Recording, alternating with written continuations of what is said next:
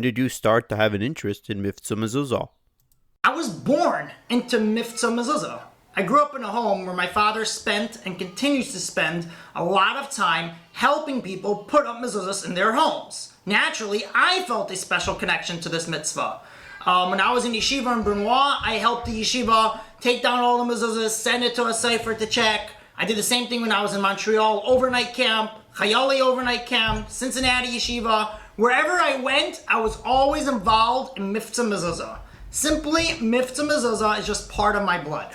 Why did you decide to make your first video? Growing up in Mezuzah Central, I saw countless of the so-called mezuzahs come back puzzle from the cipher after we send them to get checked. As a bacher, I'm going meftzayim and putting up mezuzahs. The issue kept on coming up. And whenever I tried to bring it to the awareness of the shluchim in the yeshiva, my words always fell on deaf ears. So I felt I have an acharayas to bring to the attention of the public a very important issue. And finally, I had the means to do it. What happened to the Din Torah that the stores called you to after the first video? Unfortunately, after my first video, instead of the stores manning up and changing this unfortunate reality, they tried to discredit me and my investigation. They started first with saying that I was rooting for a specific store, which is 100% false. When they failed with that, then they called me to a Din Torah. Obviously, I have no problem going to a Din Torah if it's done according to halacha, like coming to the city where the defendant lives, Chicago, where I live. And I happily signed the hazmana from the Chicago Rabbinical Council.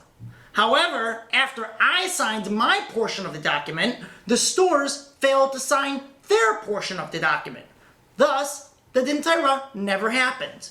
I assume the Din Torah was just to discredit me and my investigation in the eyes of the public. Were you concerned that the video can cause a loss of parnasa to some of the stores? We're not looking to hurt anybody or anyone's parnasa. But when we are dealing with Torah and mitzvahs, the concern is for the public, that they should be doing the mitzvah properly. In 2006, when it was discovered that Shevach Butcher Store in Monsey was selling treif meat, nobody was concerned about the owner's parnasa. Neither should that be the concern here. The concern has to be to help the public do the mitzvah. Why did you decide to make a second video? First video, I dealt with purchasing inexpensive mezuzahs, and in the second video, I'm dealing with checking mezuzahs. Plus, once you establish a store cannot check mezuzahs, you also establish that you cannot purchase any mezuzah from that store, no matter the price. And mezuzah must be checked first by the store here in the United States after it's imported from Eretz Yisrael, before it is sold to the public. This is a very sensitive project. Did you ask your mashpia or write to the Rebbe regarding this project? Of course I asked my mashpia and received his approval before I released or even made this video.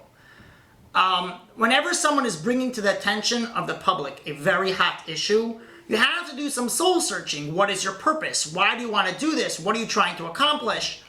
And we spoke about this a lot. And at one point I wrote to the Rebbe regarding this video, and I received the following answer. It's found in Igros Kodesh. It was letter number 4017. And I paraphrase. Rebbe says, regarding your letter that you want to know when you're dealing with tzarchei tzibur or other matters of the klal, how do you know if the will for this is l'shem shamayim, or is it for a side reason? And the Rebbe answers this fellow with this answer. Number one, we know that it's proper for someone to make such cheshbainas, but there's times for this, like a Sarasi make tshuva. But if you make these cheshbainas all the time, it will get in the way of getting the job done.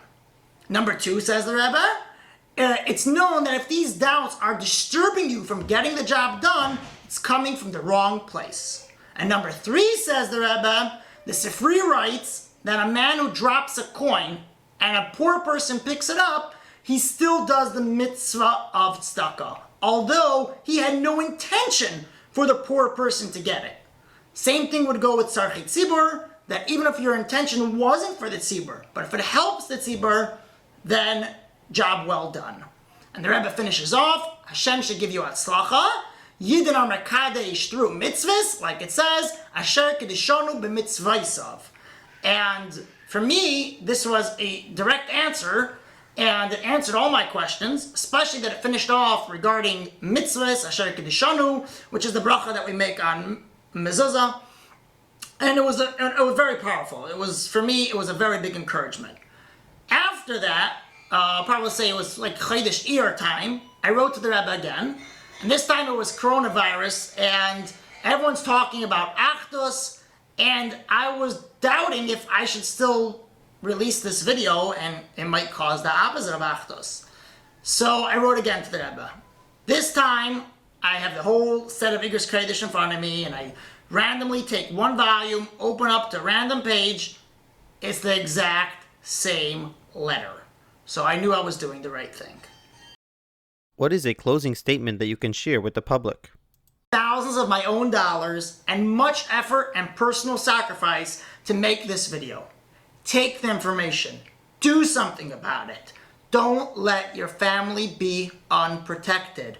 Make sure that you are keeping the mitzvah of mezuzah properly.